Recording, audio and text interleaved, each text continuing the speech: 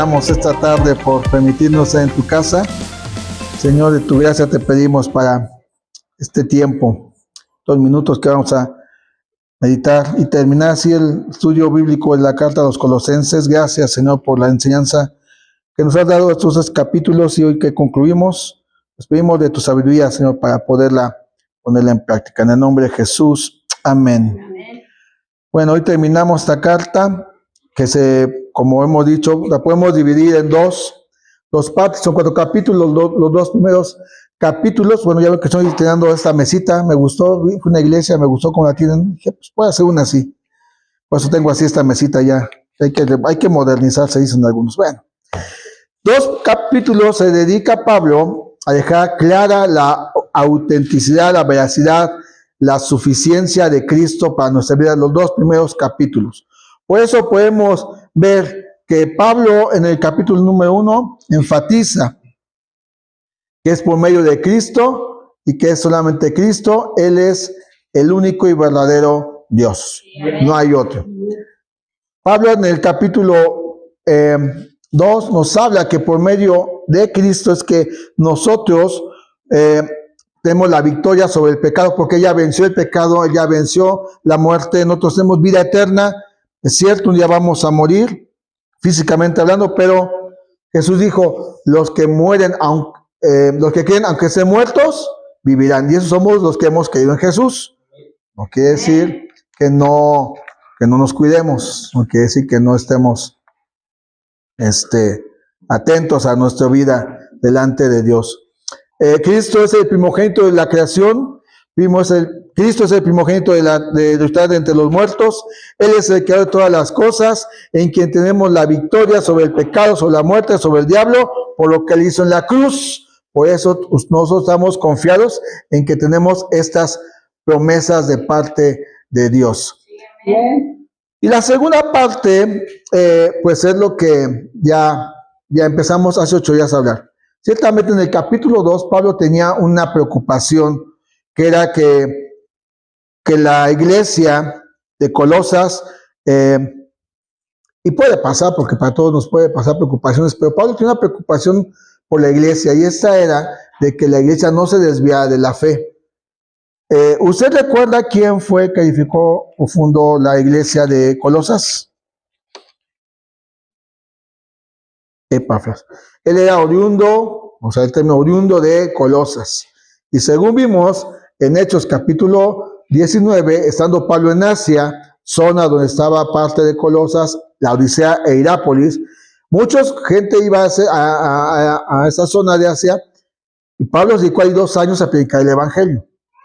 Entre todos los que escucharon el evangelio, uno fue Epafras, que regresó a su tierra, regresó a su pueblo, a su familia, les predicó el evangelio, y él es el que funda o establece la iglesia de Colosas. Podemos decir que Epafras era el pastor de la iglesia de Colosas, pero este pastor tenía un pastor que era Pablo. Yo, por aquellos que les gusta andar ahí de que no necesito pastor y que no sé, todos estamos ser pastoreados, todos estamos ser pastoreados, porque una oveja sin pastor muere, y lo natural es así. Usted deja una de esas cabritas que anda por aquí que trae luego el vecino, la deja sin pastor y no sé si la negra o el de acá se la come viva, o otro se la lleva, simple y sencillamente, ¿verdad? Entonces, si en lo natural el rebaño que viene, como el pasto alrededor, necesita un pastor, cuanto más nosotros en lo espiritual. Estamos ser pastoreados. Entonces, Epafras es el quien funda la iglesia o establece la iglesia, y es el que le va, como toda buena oveja, porque Epafras era buena oveja, va y le dice, Pablo, hay un problema en Colosas. Ahora sí que, como aquella frase, Houston, tenemos problemas. Entonces, le comenta, porque Pablo, según dice la Biblia en Hechos, capítulo 28, Pablo podía, aunque estaba preso, recibía visitas, recibía a los amigos. Entre esas muchos viajes, yo me imagino que Epafras llegó y le dijo, ¿qué es, Pablo? Que ya fui, ya le edifiqué la iglesia, pero está pasando esto. Ciertas falsas enseñanzas se han metido a la iglesia. Entre ellas podemos mencionar esta: no necesitas ser pastoreado, no necesitas la iglesia, yo vivo el evangelio como quiero. En Colosas había un culto a la adoración a los ángeles. En Colosas estaba entrando los judaizantes que decían, ¿eres salvo? Sí. Ah, bueno, pero necesitas circuncidarte, necesitas guardar toda la ley, porque si no, pierdes la salvación. La salvación es un regalo de Dios para nosotros. Ciertamente somos responsables, sin quitarle mérito a la cruz, sin quitarle mérito a Jesús, de cómo vivimos nuestra vida espiritual. Hay veces que hay cristianos, aquí no pasa, pasa por allá arriba, que es que no crezco aquí porque el hermano, no busques culpables. Si tú no creces, es porque tú no quieres ser pastoreado, porque tú no quieres ser discipulado, porque tú no quieres someter tu voluntad al pensamiento de Dios. Entonces, esto es lo que pasaba con la iglesia de Colosas. Pablo, en el capítulo 2, versículo 1, dice, porque quiero que sepáis cuán gran lucha sostengo por vosotros. Este es el corazón de un pastor. Y Pablo no era el pastor directamente de Colosas, pero amaba a la iglesia. Y en general amaba a la iglesia. Y es algo que nosotros debemos entender, amar a la iglesia. No solamente a lo local, amar a la iglesia de Cristo, amar a los hermanos, llorar cuando están sufriendo y alegrarnos cuando están contentos. Ayudarles en ciertas cosas cuando podamos. Eso es la iglesia de Cristo. Nosotros somos el huesito que une con somos nosotros el huesito de todo un cuerpo. No somos la última Coca-Cola del mundo. Bueno, estamos en el último, pero no somos la última Coca-Cola del mundo. Hay muchos hermanos que están padeciendo y nosotros debemos de sostener esta lucha con ellos. ¿Cuál es la lucha que tenía Pablo? Las falsas enseñanzas. ¿Cómo enfrentaba la lucha? De rodillas. Oraba. Pablo oraba. Creo que mencioné hace 8 días que algunos teólogos, la carta, bueno, no algunos, la gran mayoría de los teólogos dicen que Efesios y Colosenses son cartas gemelas, o sea, que hay mucha enseñanza muy similar. Y ciertamente en la carta a los Efesios podemos ver lo que es la armadura de Dios. Pero Pablo usa un arma que no está en la armadura, que es la oración. Y Pablo dice, tengo una lucha. Nuestra lucha no es contra carne y sangre. Y se enfrenta de rodillas. Se enfrenta clamando a Dios, metiéndose en oración con Él y pudiendo recibir así la fortaleza, la dirección, la sabiduría que necesitamos, pues para enfrentar la vida, porque todos enfrentamos diferentes situaciones. Había ciertas tradiciones y rituales que practicaban en Colosas. Trayéndolo a nuestro tiempo, muchas personas cristianas, muchas personas que practican ciertas tradiciones que ya no son las que debemos practicar. Nosotros no celebramos la Pascua como celebran los judíos. No sacrificamos el cordero, no comemos panes sin levadura. No, estamos a la concha que tiene un montón de levadura, ¿verdad? Se les nota. O sea, hay cosas que los judaizantes querían que los hermanos de Colosas practicaran como parte de la vida cristiana. Nosotros ya no. Nosotros ya no tenemos, estamos en septiembre. Bueno, septiembre es el mes patrio, ¿verdad? Hay que comer pozole, ¿verdad? Es que, Pero ya viene el día de Halloween, nosotros no practicamos las tradiciones, aunque diga quien diga, no lo practicamos. La Navidad es algo que celebra el nacimiento de Jesús. Si es el 24, no, mire, ese es tema secundario, la verdad. Hay que saber que Cristo un día dejó su gloria y nació en un pesebre con el propósito de darnos vida eterna. Ese es el propósito, ¿sí? Que si yo adorno, que si no adorno, que... Estamos en septiembre y ¿a cuántas casas no he visto que tiene la bandera de México? ¿Cuántos carros no llevan las banderitas? Y nos espanta, ay, ¿por qué pones un árbol? Ay, es otra historia. Eso lo tocaremos en diciembre. Eso sí, no hay que arrullar al niño. Todavía no, ¿verdad? Todavía faltan unos meses. Eso es cierto. Entonces, en un momento arrullaremos a un niño. Hace 8 días vimos un poquito del capítulo 3. Entre el versículo 4 y el versículo 5 hay un título que dice vida antigua y la nueva. O sea, nosotros antes de Cristo teníamos un estilo de vida que llegando a Cristo ya no deberíamos de tener o de practicar. ¿Cómo cuáles? Bueno, el versículo 8. Ira, enojo, malicia, blasfemia, palabras deshonestas de vuestra boca. No mintáis, Dice, despojados del viejo hombre, revestidos del nuevo hombre, el cual conforme a la imagen del que lo creó, se va renovando hasta el conocimiento pleno. Entonces, podemos ver que nosotros ya no debemos ser como éramos antes. Sí, venimos con una tendencia a pecar, a hacer lo malo, pero ya deberíamos de haber madurado un poquito y quitarnos esos viejos hábitos que teníamos antes de llegar a Cristo. Tendríamos que haberlo dejado. Es difícil cuando lo haces a tu manera. A tu manera no lo vas a lograr. Por muy José que te sientas que cantes a tu manera, no lo vas a lograr. Necesitas entregarte a Cristo y que Cristo te vaya transformando día a día. Por eso dice en el versículo 10 de Colosenses 3, y revestidos del nuevo hombre, el cual conforme a la imagen del que lo creó, se va renovando hasta el conocimiento pleno. Luego dice el versículo 12, vestidos pues como escogidos de Dios, y nos llama santos, amados, misericordiosos, benignos, humildes, con mansedumbre, con paciencia, y dice entonces, soportándonos unos a otros y perdonándonos unos a otros, si alguno tuviere queja contra otro, de la manera que Cristo os perdonó, así también hacedlo vosotros. Y sobre todas estas cosas, vestidos de amor, que es el vínculo perfecto. Entonces hay que vestirnos de Cristo. Porque Cristo es benigno, fue humilde, mostró paciencia y sigue mostrando paciencia. Él es santo, Él ama y todavía nos soporta nuestros berrinches. Tenemos que vestirnos como es Cristo y así reflejar el carácter de Cristo. ¿Cómo hacerlo? Y vimos en el versículo 16 que necesitamos una cosa: la palabra de Cristo mora en abundancia en vosotros, enseñándoos y exhortándoos unos a otros en toda sabiduría, cantando con gracia en vuestros corazones al Señor, con salmos e himnos y cánticos espirituales. Entonces, esa renovación se va haciendo conforme vayamos conociendo a Cristo a través de la palabra. Yo escucho y yo hago. Porque si no es como esos mensajes que he estado viendo. Escuchan, ay, amén, gloria al Señor, qué bonito mensaje del pastor. Y afuera, ¿qué dijo? Eso no fue para mí. Es lo que pasa. Pero si somos obedientes a la palabra, pues vamos a ser transformados poco a poco. Bueno,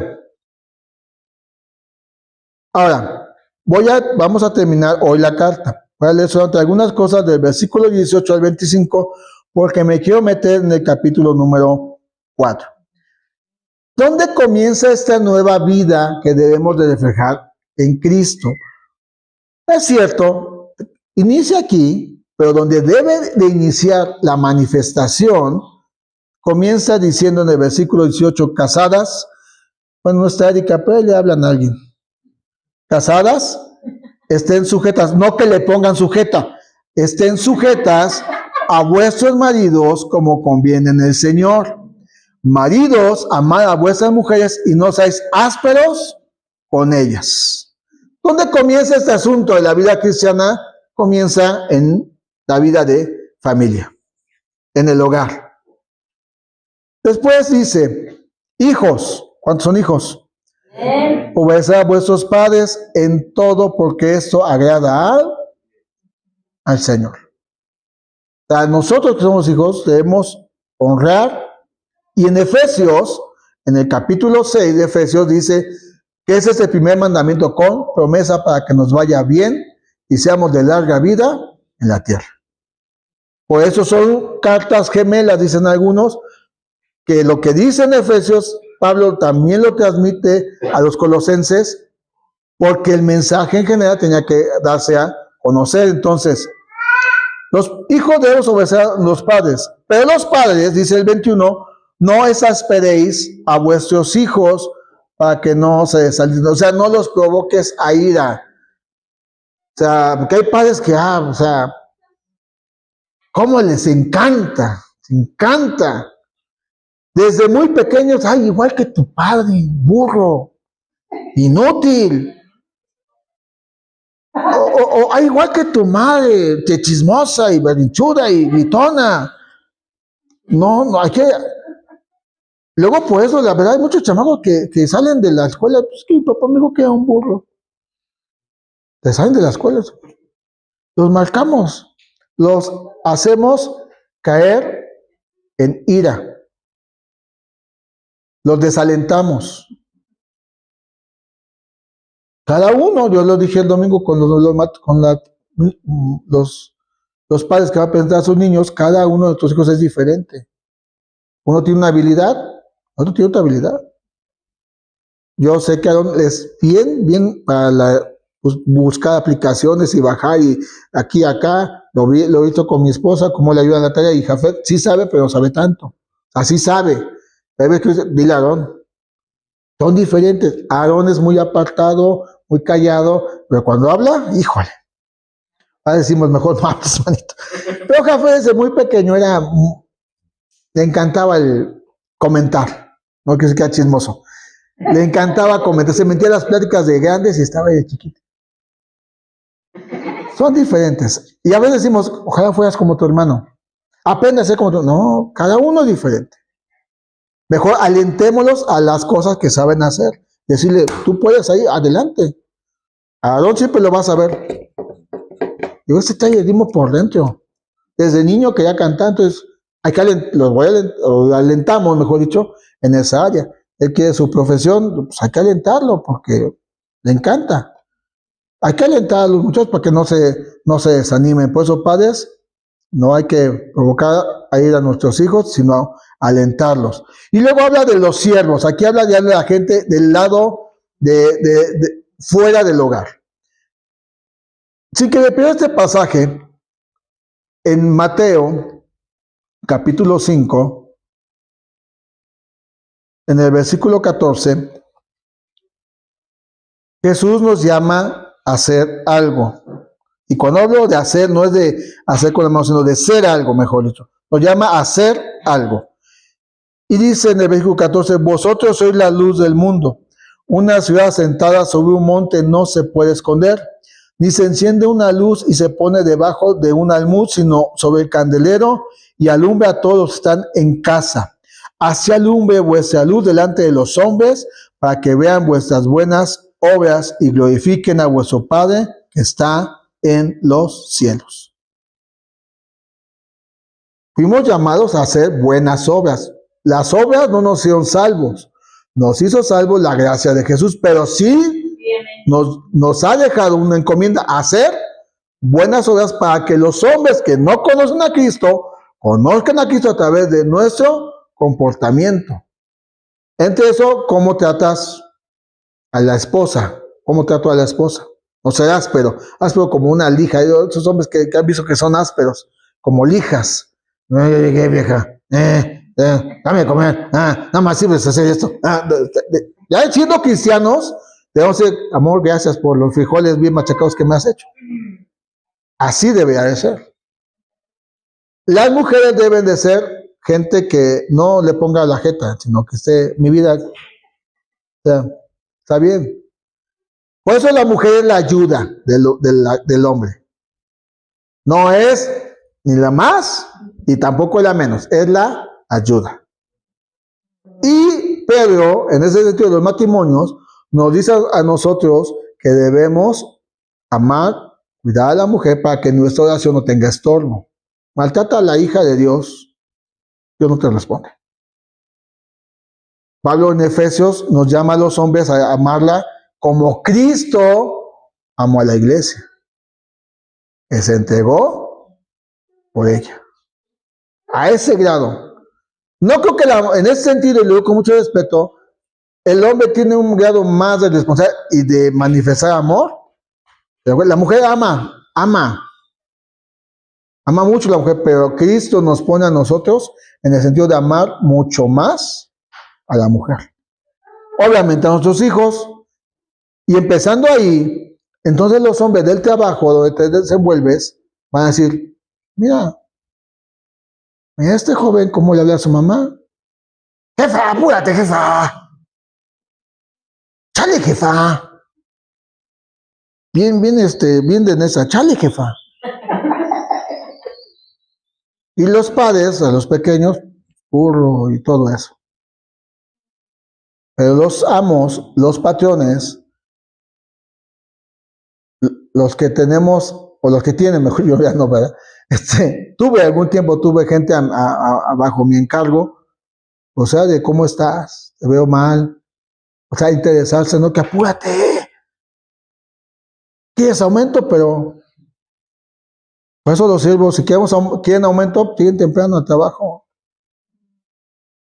Dice el 22 de Colosenses 3, siervos, obedeced todo a vuestros amos terrenales, no sirviendo al ojo, como los que quieren agradar a los hombres, sino con corazón sincero, temiendo a Dios. Y todo lo que hagáis, hacerlo de corazón como para el Señor y no para los hombres. ¿Por qué? Porque dice el 24, sabiendo que del Señor recibís la recompensa de la herencia, porque a Cristo el Señor servís. En todo lo que hagamos, recuerda, hay que hacerlo con amor, no por un interés. Yo sé que si te esfuerzas, que si llegas temprano, que si cumples las obligaciones laborales, obviamente, por la gracia de Dios, hay un aumento. Pero llegas tarde. Te la pasas en el celular cuando estás descargando la material. Estás platicando con la esposa en vez de estar armando los casillos. Estás en el chisme. ¿Cuándo te van a dar un aumento? ¿Cuándo? Y peor, tantito, hay gente que trabaja con cristianos y todavía se ponen. Yo me acuerdo que un día mi pastor dijo, ¿sabes qué, Javi? Porque por cuestiones algo pasa, fulano tanto tiene trabajo, fulano tanto tiene trabajo, recomendamos 2 o 3, quedaron mal. Y dijo el pastor, yo no vuelvo a recomendar ni a un cristiano, que le sufran. Porque luego se ponen, el patrón, por X razón, hay que quedarse una hora más. No, espérate. Soy cristiano. Yo tengo que ir al culto. ¿Sabes que tengo que ir al culto? ¿Cómo que? Y, oye, ¿sabes que no inventes? Este cuate llega tarde, se quita temprano. ¿Cómo crees? Y todavía, ay, Señor, ¿por qué no me metas el sueldo? Ah, porque dice la Biblia que todo lo que queremos hay que hacerlo de corazón, con amor. ¿Queremos recompensa? Pues haz la parte que tienes que hacer. Ahora, voy a entrar en el capítulo 4, para después irlo terminando. Amos, o sea, los que ya tienen un cargo, que tienen un trabajador, porque también les da a ellos. Haced lo que es justo y recto con vuestros siervos, sabiendo que también vosotros tenéis un amo en los cielos. ¿Por qué habla de siervos y por qué habla de amos en Colosenses? Porque esta iglesia era todos, había amos y había siervos. Había patrones y había trabajadores. Y seguramente Pablo escribe esto porque algunos no pagaban a tiempo. Algunos retenían el salario. Algunos se encajaban. Porque antes de Cristo lo hacían. ¿Verdad que son cristianos? Pablo dice, hey, compórtate porque tú también tienes un amo en los cielos. Y Pablo le dice, amos o patrones, vos sabés, mis patrones, sean justos. El horario de trabajo es de 9 a 6:30, no sé qué hora tengan. Son 8 horas aquí en México. Ya quieren que les den la libertad de, ¿cómo se llama esa ley? La ley de la silla, ¿no? Ay, estoy cansada. Pero muchos se quedan sentados 4 horas y quieren trabajar. Ay, ya llegó la hora de la comida, ¿no? Pues ya me voy a comer y ¿qué quieres? Ya salí. Entonces les dice, amos, hagan lo que es justo y recto. Ahora, ¿cómo logramos este equilibrio? Lo que pide Pablo como deberes de la antigua vida a la nueva vida que tenemos en Cristo. Dice el versículo 2 de Colosenses 4, perseverad ¿en qué? ¿Cuánto les gusta orar? Una vida sin oración Es una vida que no tiene comunión con Dios. O sea, no tienes comunión simple y sencillamente. Puedes venir, puedes escuchar, pero tienes que meterte al lugar secreto y orar a tu Padre que ve en lo secreto. Y tu Padre que ve en lo secreto te va a recompensar en público. Muchos quieren la recompensa en público, pero no quieren estar en lo secreto. Orar. Creo que el patrón no me aumenta el sueldo. Soy buen trabajador, soy buen cristiano. Dios, pues métete a la oración. Es que el mayor no cambia, ya le di café, como esa campaña que había antes, le daban café al hombre y ya no sé cuál Fernández era. Yo cambiaba o le cambiaban, querían que fuera Chayán, no sé quién quería que fuera. Métete a la oración. ¿Quieres hijos obedientes, que amen al Señor, que caminen? Métete en la oración por tus hijos. Esa es la lucha que Pablo dice. Tengo una gran lucha.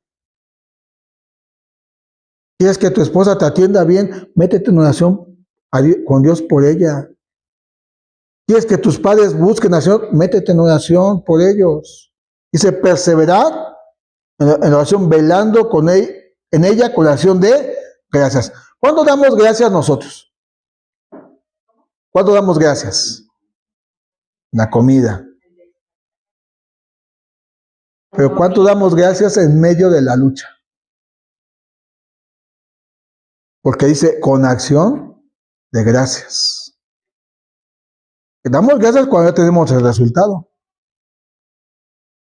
Pero sin que lo busques, pero en 1 Tesalonicenses dice, capítulo 5, versículo 18, da gracias en todo, porque esta es la voluntad de Dios para con vosotros en Cristo Jesús. Y un versículo antes, el del 17, dice, orad sin cesar. Ora sin cesar y da gracias. Pero es que todo no lo logro, todo no veo el cambio, tú da gracias. Recuerdo un testimonio, me parece que fue el pastor Alberto Motesi, un argentino, un evangelista muy conocido. Yo recuerdo que él compartió algo así, no recuerdo bien la historia, pero una mujer que cada vez que él iba a hacer algo, ella iba y le decía y se metía a oración y iba con él y decía, es que no pasa, no hay cambios, la cosa está muy difícil, cada vez se pone más complicada. Y me acuerdo que él le dijo, ¿y das gracias? No, pero todavía no recibo. Por eso, da gracias de que Dios te está escuchando. Da gracias de que Dios está trabajando, no a tu manera, a su manera. Da gracias. Persevera en oración, pero da gracias, aunque todo no tengas resultado, porque eso es fe. Eso es fe. Yo sé que Dios me escucha y doy gracias. Ay, que se puso más feo el asunto. Tú da gracias, porque estás confiando en que Dios recibe tu oración. Y Él está trabajando y lo va a terminar de hacer. Y al final, demos gracias. No seamos como aquellos leprosos que Jesús sanó. ¿Recuerdan de aquellos 10 leprosos? Ahí van en el camino y ven a Jesús de lejos y, Señor, sánanos, sánanos. Y Jesús dijo, vayan, preséntense, den la ofrenda por la purificación. Y en el camino, los 10 son sanados, pero uno regresó. ¿Y los otros? Dijo Jesús, ¿y los otros 9? ¿Dónde se fueron? Pues se fueron al trabajo porque pues no trabajaron. Se fueron a la fiesta porque no pueden estar de fiesta. Solamente uno regresó. Y dio gracias. Nosotros debemos de perseverar, pero con acción de gracias. Y Pablo dice, oren también al mismo tiempo por nosotros. Y es Pablo con su gente, por la iglesia, por los ministros, por los pastores, por los hermanos. Y Pablo dice, oren al Señor, dice, orando también al mismo tiempo por nosotros para que el Señor nos abra puerta para la palabra a fin de dar a conocer el misterio de Cristo, por el cual también estoy preso. Por eso decimos que Pablo, esta carta la escribe en la cárcel, estaba preso. Hechos capítulo 28, los últimos versículos, vemos que Pablo estaba preso. Y le escribe la carta a Colosenses, a Filipenses, escribe otras 2 cartas que la vamos a estudiar después, pero él estaba preso. Pablo, estando preso, no se tiró a quejarse, como algunos tienen por costumbre. es escribir mensajes que edifican a la iglesia, que hasta hoy en día nos siguen edificando para nosotros, para nuestras vidas. Ahora, capítulo 4, versículo 5 dice, andad sabiamente para con los de afuera, redimiendo el tiempo. En otra versión dice, andemos con o vivamos con inteligencia. Vamos a leer Proverbios, sin que pierda aquí Colosenses, Proverbios, capítulo número 1, versículo 7.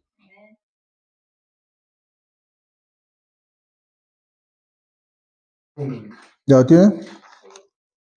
Dice, el principio de la sabiduría es el temor de Jehová. Los insensatos desprecian la sabiduría y la enseñanza. Pablo dice, caminen o vivan sabiamente. ¿Cómo es eso? Hoy en día se ha perdido el temor al Señor. Este último canto que entonamos habla de eso, que Él muestre su hermosura, que Él muestre su poder y su santidad. Y hoy en día a la iglesia le ha faltado entender lo que es el temor al Señor. Y el temor al Señor es que yo obedezco, entiendo el mensaje y me aparto de lo que no agrada a Dios. Y dice, vive con sabiduría con los de afuera.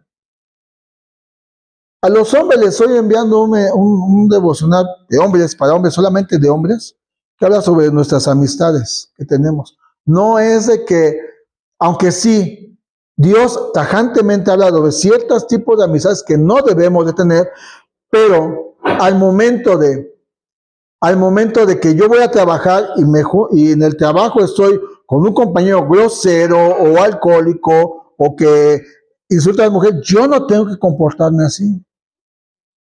Yo tengo que vivir de una forma diferente. Que voy en el transporte y que pues va un conocido y él habla de forma muy áspera, yo no tengo que comportarme así. Tengo que vivir con sabiduría. Y Santiago, en el capítulo 4 de la carta a Santiago, dice que pidamos sabiduría a Dios. Y Él nos la da en abundancia. Para todo necesitamos pedir sabiduría. Digo, ¿cómo vamos a educar al chamaco? La escuela, la administración de las finanzas, en ciertos casos, el noviazgo o la relación con la pareja. Para todo necesitamos pedir sabiduría. Dice, y anda con sabiduría con los de afuera, no te comportes como son ellos. Aprovecha, dice, redime el tiempo, aprovecha el tiempo y que tu vida dé testimonio de que de verdad estás siendo renovado, como dice el capítulo 3, en ese nuevo hombre, en esa nueva persona que da testimonio de quién eres en Cristo. Esta carta termina Pablo haciendo una mención de varias personas. Yo no sé si usted se ha puesto a leer, si lo lee y dice, bueno, ¿y quién era ese tipo? O sea, dice en el versículo 7, todo lo que a mí se refiere o lo hará saber Tíquico, amado hermano y fiel ministro y consiervo en el Señor. Tíquico era un pastor. Seguramente, posiblemente, conoció a Pablo igual escuchando el mensaje en Asia y se convirtió en pastor. Pero no se ha puesto a pensar de esos nombres que vienen al final, sobre todo de las cartas. Bueno, ¿y quién era Tíquico? ¿Quién era Aristarco? Mira, por si quieren nombres, ahí vaya listas de nombres. Aristarco, Tíquico, Epafras, Lucas, Demas. Pero hay ciertos nombres que son interesantes y que rápidamente vamos a analizar. Epafras, fundador y pastor de la iglesia de Colosas, según el versículo 12, os saluda Epafras, el cual es uno de vosotros, siervo de Cristo, siempre rogando encarecidamente por vosotros en sus oraciones, para que seáis firmes, perfectos y completos en todo lo que Dios quiere. Otro nombre que menciona en el versículo 10 dice, Aristarco, mi compañero de prisiones. os saluda, y Marcos, el sobrino de Bernabé, acerca del cual habéis recibido mandamientos, si fuera vosotros recibirle. ¿Quién era Marcos? ¿Quién era Marcos? Aquí dice sobrino de Bernabé. ¿Quién era Bernabé? Bueno, no me va a dar mucho tiempo, pero Hechos, capítulo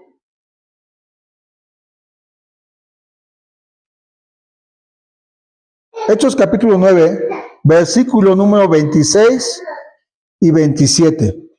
¿Quién era Bernabé? Bueno, Bernabé dice, cuando llegó a Jerusalén, está hablando de Pablo, trataba de juntarse con los discípulos, pero todos le tenían miedo, no creyendo que fuese discípulo. Entonces Bernabé, tomándole, lo trajo a los apóstoles y les contó cómo Saulo había visto en el camino al Señor, el cual le había hablado, y cómo en Damasco había hablado valerosamente en el nombre de Jesús. Hechos capítulo 13 dice, versículo 2, ministrando estos al Señor y ayunando, dijo el Espíritu Santo, apartarme a Bernabé y a Saulo para la obra que los he llamado. Entonces Bernabé era un compañero de Pablo en sus viajes misioneros que él tuvo. Y usted puede leer varias veces que Pablo y Bernabé iban juntos. Bernabé, en uno de los viajes que tomaron, se llevaron a un joven llamado Marcos. Era una persona muy joven. En el primer viaje misionero va Bernabé, va Pablo, o Pablo y Bernabé, y va Marcos. Pero Marcos en su juventud, en su ímpetu, dijo, yo me voy de misionero. Y resulta que cuando vio cómo los perseguían, cuando vio cómo los apedreaban, cuando vio cómo los insultaban a los cristianos, dijo, no, vente, yo no soy de aquí. Y él se regresa a su casa. En el segundo viaje misionero de Pablo, en Hechos, capítulo número 15, pues del 36, Pablo dice a Bernabé, amigo, compañero, vámonos a ver a las iglesias. Y Bernabé dice, sí, me voy a llevar a Marcos. Y Pablo dijo, no, a ese no te lo lleves, porque nos dejó. O sea, no, es duro Pablo al principio de su ministerio, es duro. Y llega esa discusión a tal grado que Bernabé y Pablo se separan. Pablo no habló mal de Bernabé, ni Bernabé habló mal de Pablo. Pero Pablo la traía contra Marcos. Pero Dios fue transformando su corazón. De ahí la importancia de lo que vimos en Colosenses, de ser renovados día a día del nuevo hombre. Porque después Pablo le dice, saluda a Aristarco, mi compañero de prisiones, y Marcos, el sobrino de Bernabé, acerca de cuál haber recibido mandamiento de otra. Marcos se volvió una persona tan importante para Pablo que después él lo menciona y usted lo busca en su casa en 2 Timoteo 4:11. Él lo llama, dice, tráeme a Marcos. Este Marcos es este hombre que escribió el Evangelio que lleva su nombre. De alguien que fue muy joven, aprendió la vida cristiana, fue moldeado por Bernabé, fue enseñado por Bernabé y después por Pedro el apóstol, y hoy tenemos un evangelio escrito por él. ¿A qué va con eso? Dios siempre da segundas oportunidades. El hombre a mejor nunca te las va a dar, pero Dios siempre, siempre, siempre va a dar segundas oportunidades a los que buscan su voluntad. Es que fallé hoy, mañana es un nuevo día y Dios tiene misericordia y va a dar una nueva oportunidad. Pasa que, es que yo no voy a la iglesia porque es que pequé. Dios siempre va a dar oportunidades. Pablo, como Javier, fue duro con Marcos. Pero después dice, escribieron a Marcos, tiene un mensaje, recíbanlo. Es un ministro. Tráete a Marcos, Timoteo, porque me es útil. Primero lo deseché, pero he aprendido que Dios da oportunidades. Y Dios nos da oportunidades para seguir en el camino, para seguir caminando y formándonos para ser más como Jesús. Algunos nombres más. Ahí en Colosenses capítulo 4, versículo 14.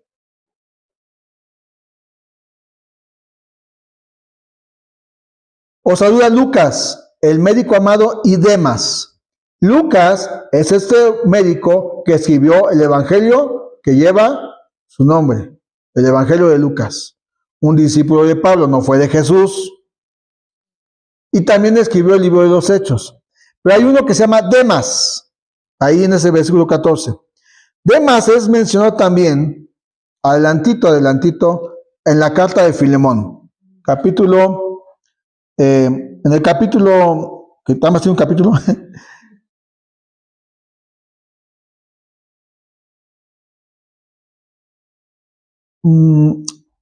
Filemón, versículo 24, está mencionado a Marcos, a Aristarco, a Demas y Lucas, que eran colaboradores de Pablo. ¿Se lo encontró? Filemón, versículo 24. Dice, te saluda Epafras, mi compañero de prisiones por Cristo Jesús, Marcos, Aristarco, Demas y Lucas, mis colaboradores. Pero, busquen en 2 Timoteo 4:10, va a ser mencionado también Demas. Primero Demas es mencionado en los Colosenses, en Filemón como colaborador de Pablo, pero en el versículo 10 de 2 Timoteo dice, del 9 dice, procura pronto a verme, porque Demas me ha desamparado, amando este mundo, se ha ido a Tesalónica. Etén se fue a Galacia y Tito a Dalmacia. Dice que Demas, que era un colaborador, al final amó más el mundo. No es raro que los colaboradores se vayan de la iglesia. Si a Pablo se le fueron, ¿qué se puede esperar? Duele muchísimo.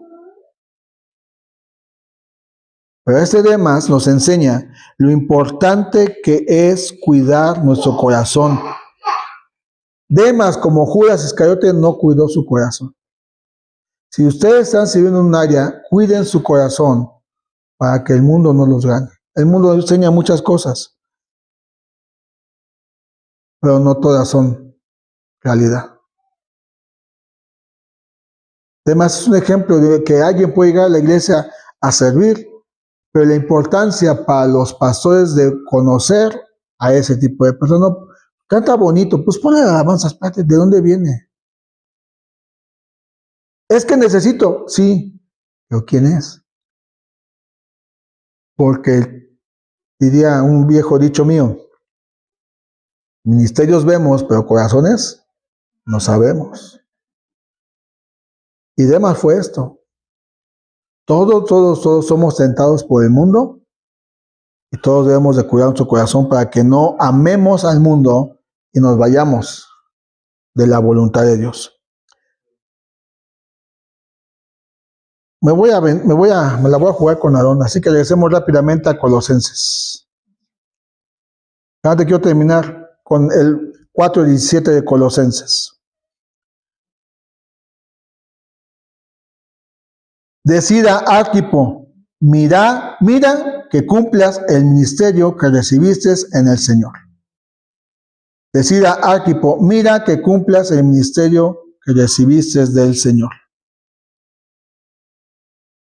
En los tiempos que salían las cartas de Pablo, salían en la iglesia, llegó Javier, le dijo, te toca leer a los Colosenses, y ahí está Arquipo. Y Pablo le da un mensaje personal, y puedes tomarlo como para ti. Lo que se te encargó hacer, más te vale que lo cumplas. En términos de Javier, mira que cumplas el ministerio que recibiste del Señor. Algunas teorías o algunos comentaristas dicen, algunos comentarios dicen que este hombre fue un soldado que creyó en Cristo y se convirtió en parte de la iglesia de Colosas. Otros, según como lo menciona en Filemón, se menciona a Arquipo. Filemón 2, y a la amada hermana Apía y a Arquipo, nuestro compañero de milicia, y a la iglesia que está en su casa. Otros dicen que Filemón y Apía tuvieron un hijo que se llamó Arquipo. Es posible, son comentarios que hay. Lo importante es que a ti y a mí se nos encargó algo. Puede ser el ser buen esposo, puede ser el ser buen patrón, puede ser el ser una trabajadora responsable, puede ser que seas llamado a un ministerio en la iglesia, un servicio. Que no suceda, o sea, Pablo dice, no te suceda lo que le sucedió a otros, que el día que se enojaron, aventaron la guitarra y se fueron. Que cuando se te encarga, oye, toca el aseo, que lo haga otro. Que no te suceda, que te toca lavar, ¿sabes? No acabamos de ver que todo lo que hagamos hay que hacerlo con amor. Y Pablo, delante de quien leyó la carta a los colosenses, le dice, Arquipo, Pablo te tiene un mensaje. Mira que cumplas el ministerio que recibiste del Señor. Nada de que, porque te lo dice por nombre. Queremos que Dios nos dé palabra. No, quiero ir a la sí, te tocan los trastes, mi chavo. Ay, Señor, quiero cantar, sí, te toca el aseo. Ay, es que yo quisiera, sí, pero primero atiende tu casa. El ministerio que nos ha encargado, hay que cumplirlo al pie de la letra. Debemos ser responsables con la encomienda que Dios nos ha dado con alegría y con prontitud. Y si nos sentimos cansados, porque podemos llegar a cansarnos del servicio, que necesito salir, Jesús dijo, todos están cansados y trabajados, vengan a mí a descansar. ¿Sabes cuál es el problema de los servidores? Queremos servir, pero no pasar tiempo con Dios. Necesitamos pasar tiempo con Dios para que nuestro servicio sea más efectivo. La carta del apóstol Pablo a los colosenses termina con una petición. Versículo 18. Acordaos de mis prisiones. Termina con una bendición, la gracia sea con vosotros. No te olvides que debemos orar por aquellos que están pasando por bastantes tragedias que pasaron ayer. Y por los que no conocemos, oremos por ellos. Que Dios nos bendiga a todos y que aprendamos a poner en práctica lo que esta sencilla carta nos ha dejado para nuestras vidas. No hay más que Cristo para nosotros. Pero hay que demostrarlo en el diario vivir. Vamos a orar. Padre, gracias te damos por permitirnos hoy terminar esta carta, Señor. Permítenos, Padre, aplicarla para nuestra vida, no ser oidores olvidadizos del consejo que tú nos has dado.